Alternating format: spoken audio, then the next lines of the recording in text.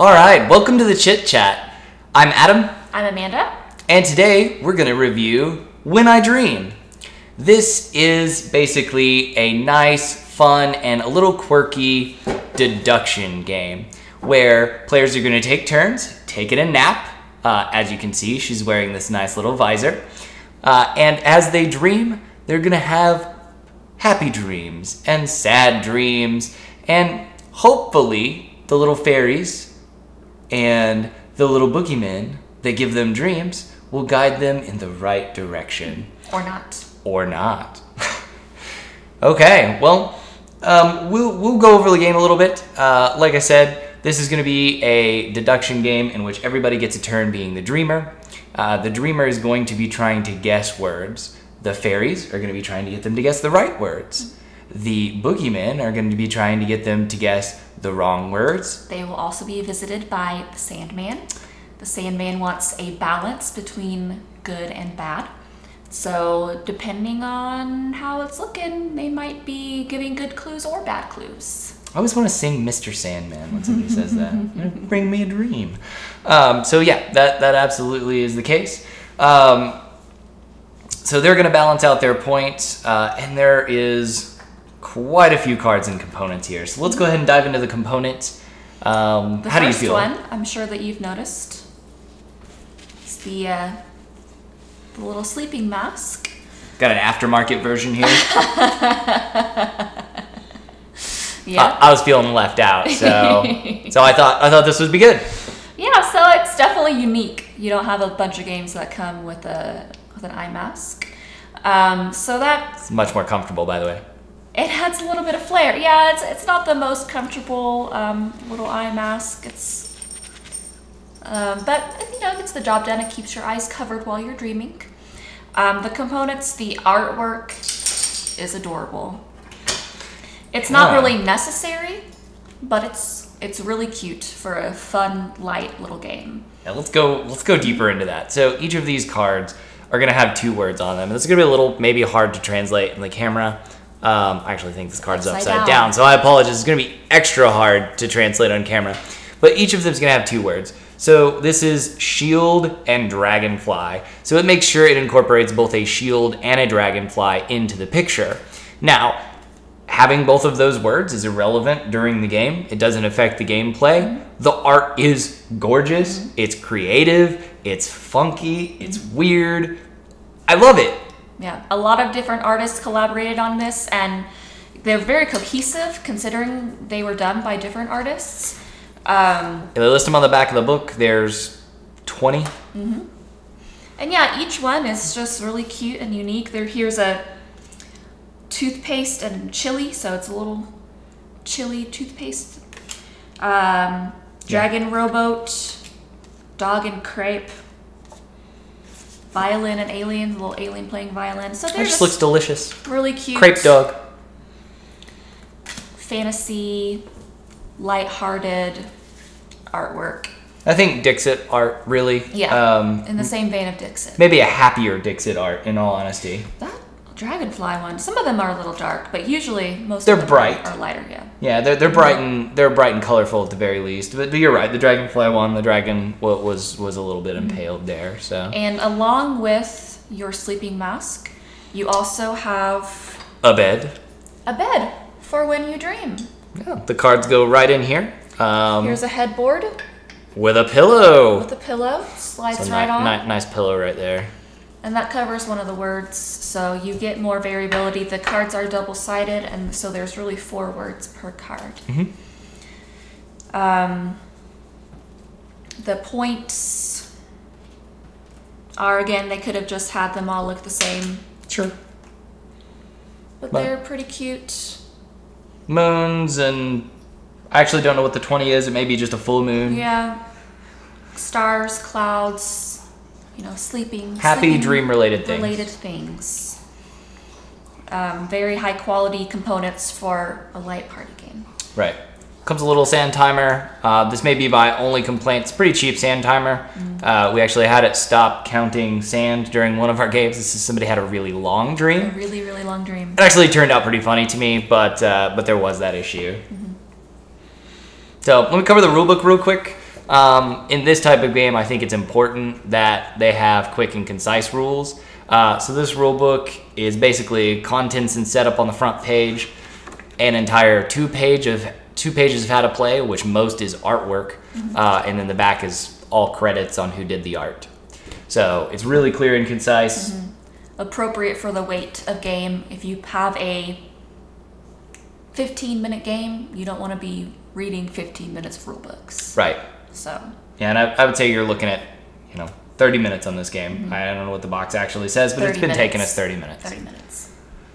Yeah, so really easy. They have the rule book organized in a way that it's easy to use as a reference, depending on your player count or whatever, to get that. Yeah. That quick reference information is really accessible. So they did a good job with the rule book. Okay. The insert? Oh yeah, the insert.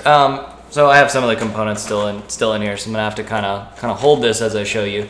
It's a decent vacuum packed insert. It has an individual place for pretty much everything. There's no harm to it. I think everything fits very well. It's not just an empty box. It's not just a cardboard trough. It's fairly solid. Yeah, they did a lot of work to get the components on a really high quality. So they thought a lot about how to organize it. Repos Games. This is a good job. And it is published by Repos Games, at least here in the United States. And so that's not something we mentioned, but it is Repos. So what do you think it does? We'll move to gameplay. What do you think it does that makes people need it compared to other deception or hidden role type games? What makes it unique? What I like most about When I Dream is that it plays really well at 4. It's hard to find a party game that plays well at 4. Yep. Usually you're looking at 6 to 8 being needed for a lot of party games. So I think that's where you're gonna find a really nice place for this game. If you wanna, it plays also up to. It goes to 10. To 10. So let's not limit this game either. It goes to 10. 4 to 10. So you're gonna find a play group for this game. 4 to 10 is a really good variety. And we've played this a bunch, considering how new it is. 12, 15 times at this point. And it works well at 8. It works well at 4. Yeah. I've never played it at 10. 8 is as high as I've played it, but it's been good in that entire range between 4 and 8. The reason why it scales so well, and this is the other thing I really like about this game, is that each player takes a turn being the sleeper, and the game ends whenever everybody's had one turn. So it adds a lot of balance, whereas a lot of hidden role games, everybody gets a roll at random.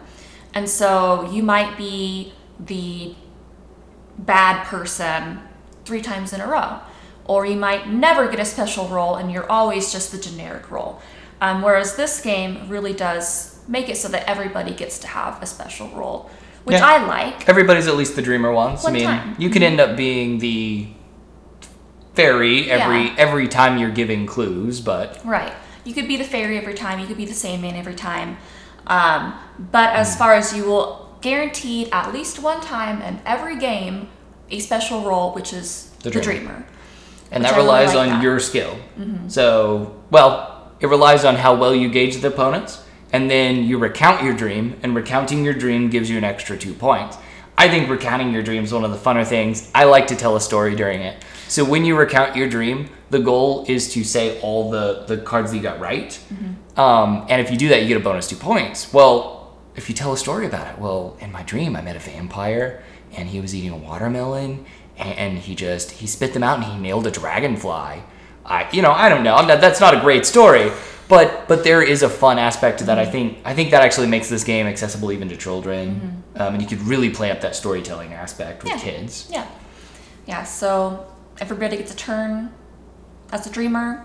It's really fun to be the dreamer, and so I think that's why it scales really well, because if you have 10 people, it's 10 rounds. 4 people, 4 rounds. So it works really well. And it's also just interesting because while you're the dreamer, obviously your eyes are covered. And so you don't know if you're guessing the word wrong or right. or you shouldn't, because some people have a hard time not exclaiming whenever you say the word one way or the other. We have had some instances where there's been some giveaways, whether somebody's good or bad, etc., or whether they got their word right or wrong. It happens. Right. So the way it works is, everybody goes around giving you their clues. At a certain point, you decide what you think the dream is about. You say the word, and then right or wrong, they move on to the next word, and you just keep on going until your time runs out. So, and then whenever you're trying to remember your dream, like Adam said, it can really help to make a story out of it, and that makes it more fun for everybody else listening as well. Right. Easier to remember, more entertaining. He's very good at it. I'm not. I don't think I've ever remembered my entire I think it should dream. be a requirement. I do. But honestly, I think that adds just this fun little whimsical element to a game. It's supposed to be a light, fun game. Exactly. And that's it. This game's strength is kind of whimsy and that just a little bit of fun with the dreams. So poking fun at each other. I would say maybe one of the flaws I have with the gameplay, and I want to make sure I point out some negatives here, is I feel like the boogeymen are a harder role to play. So they're the role that wants them to get it wrong. Well, if you're a fairy, you just give good clues, great. If you're a boogeyman, not only do you need to give good clues, you need to work with your other boogeymen. When you're giving terrible clues, you need to, early on, either give clues that are close enough to the right thing that it doesn't automatically point you out as a bad guy. But if the word is sunset, and you start talking about shoes, it's going to be difficult. Then I might automatically identify you as a boogeyman, and then for the rest of the round, I'm going to ignore everything you say. So you really do have to walk that line. You either have to, early on, identify your other boogeyman so that you can always be on the same path. If we're going to talk about shoes, both of us got to talk about shoes, or else or feet, or one of us something is going to stand out as a bad person. You have to hide with your other boogeymen, or you need to be just close enough to the word and yet not the correct word. So if they have sunset, you want to be talking about clouds so that the person is thinking general, or just trying to get them to guess sun. Yeah, exactly. Or moon, or lunar, or sky, or just sit in the vein. Yeah. Because outing yourself early, really detrimental, and saying random words, never gonna work. So it is. It's more difficult to be the boogeyman, but I think that's where they try to bring in the Sandman to add that balance. And that's where I also think this game is improved over other similar party games, is that a lot of hidden role games, you have good guys and bad guys. But in this game, you have the Sandmen, which are a little bit of both. So if one round is leaning too heavily toward the good guys or the bad guys, you have the Sandman who want to bring in balance. And it does help. And like you said, it's still definitely harder to be a boogeyman, but the Sandman role does help to mitigate that a little bit. Yeah, I agree. All right, so finally, let's end up with replayability. So replayability on this game, we already talked about the fact that there are 2 words on each side of the card, and then there are all cards double-sided. I'm not sure exactly how many cards are in here. I could look. There are 110 dream cards, so there are 440 words. That is a lot of words, but at the same time, once you've played 12 times or so, you've probably seen them all. I'm trying to decide how I feel about that. And when you think about it, each dreamer, depending on how quickly they guess, could go through up to 10 or 12 cards. 12's a stretch, but you get a lot. You can get 10 pretty reasonably. And so you're seeing a fair amount of the deck each time you play. And so there could be an advantage for players who have played multiple times, because they would know that sunset is in the deck, whereas sunrise isn't.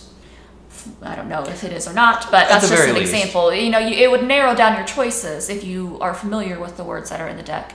So I think it would definitely benefit from an expansion that adds more decks. Cards. You can also metagame it a little bit, I think. So if you play exactly with the same group, me, you, and 4 of our close friends play the game 12 times. Well, we might know that accordion, Adam's always going to say Urkel for whatever reason. Urkel always comes to his head. Well, if Adam says Urkel, the card is accordion. Yeah, that's true. It's possible. That's true. It may not break things, but I do say Urkel every time. We did have that come up, so that's true. Yeah, you can really get to know how your play group gives hints for certain cards, which could be an advantage or a disadvantage depending on how you look at it. Yep, so the bad guys will get better too. You know, when I'm a bad guy, I could say Urkel and try to trigger somebody incorrectly. Yeah. So final thoughts? Final thoughts, I really like it. It's going into my collection. We're going to have it stick around for a while. We run a lot of events where we're teaching games, where fillers are really important, where casual games are really important, and we'll do a lot of gatherings in which getting 6 to 10 people together, at least in between longer games, is also really crucial. So we're going to have it stick around for a while. It's one of my favorites of the genre. Lighter party games. Right, exactly. Done very well. The only thing is that if you don't like germs, you do pass around something that you put on your face and everybody else has put on their face too.